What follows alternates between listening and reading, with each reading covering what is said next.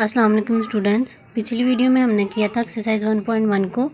जी इस वीडियो में हम देखते हैं डेफिनेशंस को। पहली डेफिनेशन आपकी row matrix. A matrix is called a row matrix if it has only one row. वो वाला मैट्रिक्स जिसमें बस एक रो हो वो क्या कहलाता है आपके पास? रो मैट्रिक्स कहलाता है। जी सीधी लाइन वाली जो होती हैं वो क्या होती हैं?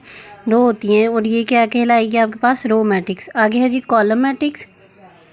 A matrix is called a column matrix if it has only one column। Column matrix तब कहलाएगा जब इसमें बस एक ही कॉलम होगा, उसको हम कहेंगे कॉलम मैट्रिक्स। जी इसकी डेफिनेशन को देख लिया। अब हम इसकी एग्जांपल को देखते हैं। जी देखें इसमें बस एक ही कॉलम है और ये क्या है आपके पास? Column matrix. उसके बाद है जी रेक्टेंगुलर मैट्रिक्स।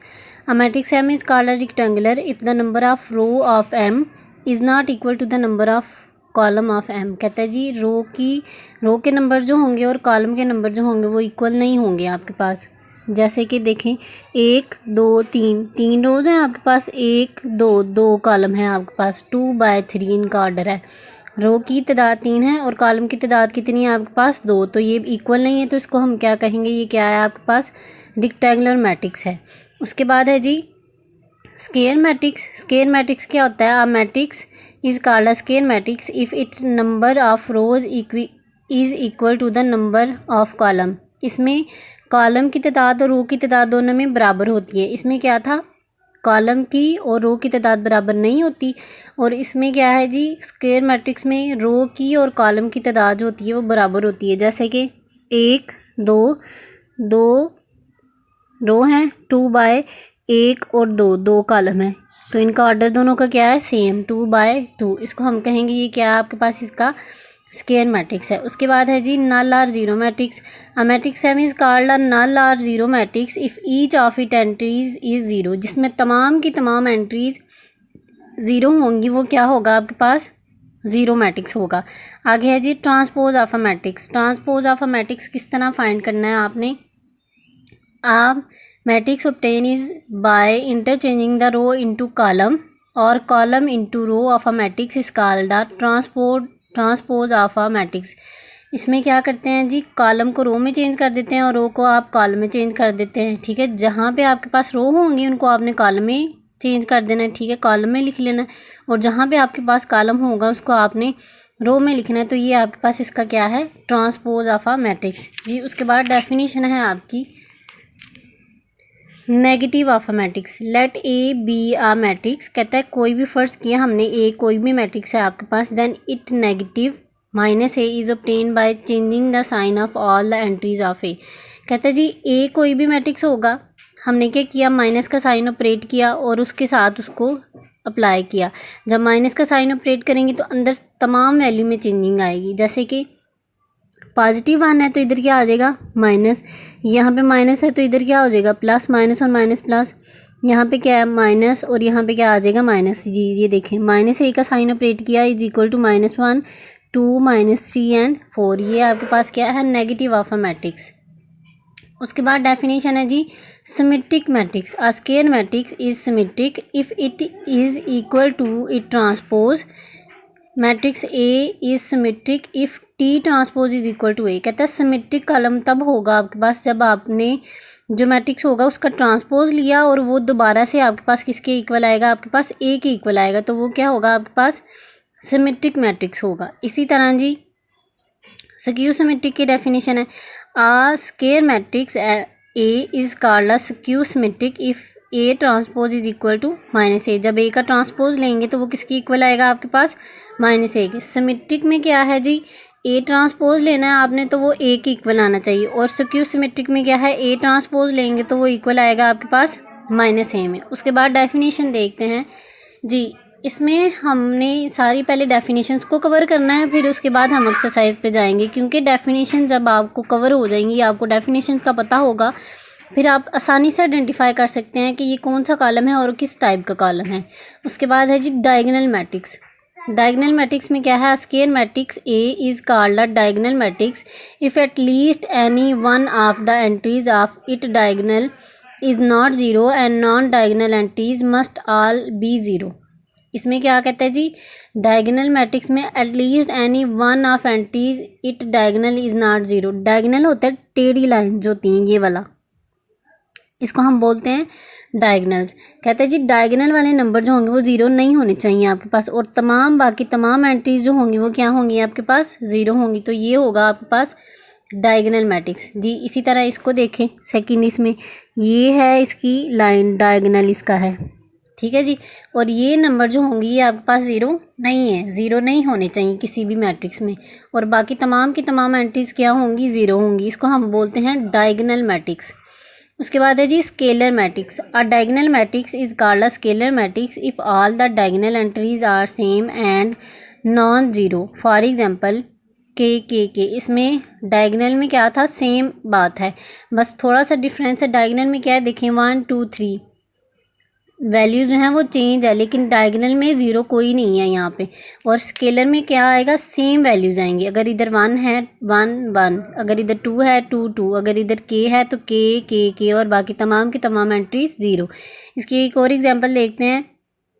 डायगोनल की वैल्यूज़ हैं, ये देखें, ये डायगोनल्स हैं, इसमें 2 है 2 है 2, मतलब तीनों वैल्यूज़ जो हैं वो क्या है आपके पास, same.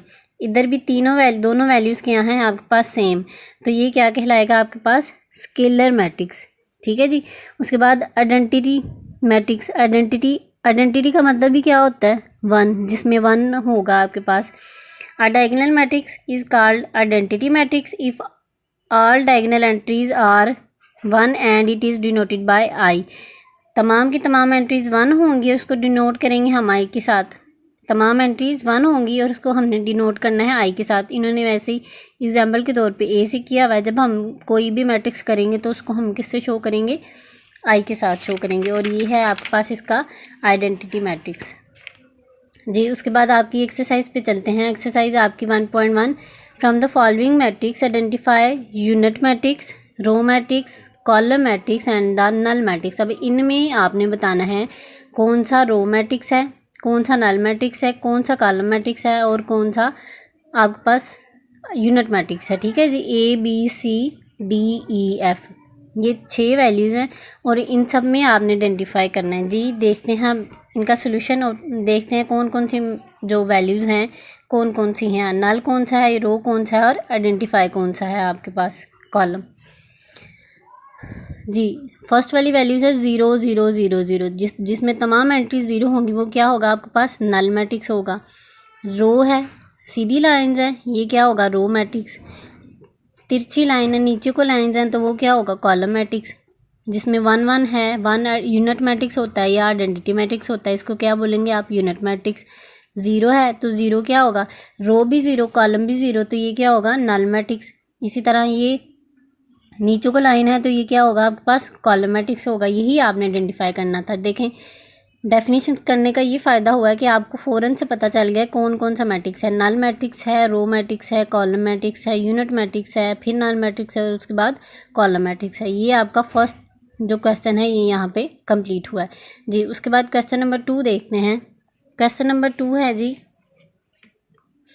From the following matrix identify square, rectangular, row, column, identity and null matrix. अब इनमें हमने आइडेंटिफाई करना है इन सब में कि रो स्क्वायर कौन सा, रो कौन सा, आइडेंटिटी कौन सा है, रेक्टेंगुलर, कॉलम एंड नल। इन सब में हम देखेंगे कि कौन कौन सा मैट्रिक्स है आपके पास जी। ये देखते हैं हम फर्स्ट वाला देखें पार्ट। फर्स्ट वाला जो है आपका -8 2 7 12 0 4 जी। कितनी रोज़ हैं, 1 2 रोज़ हैं, 1 2 3 बाय 3 2 बाय 3 रो सेम नहीं है तो ये क्या होगा आपके पास, रेक्टेंगुलर मैट्रिक्स।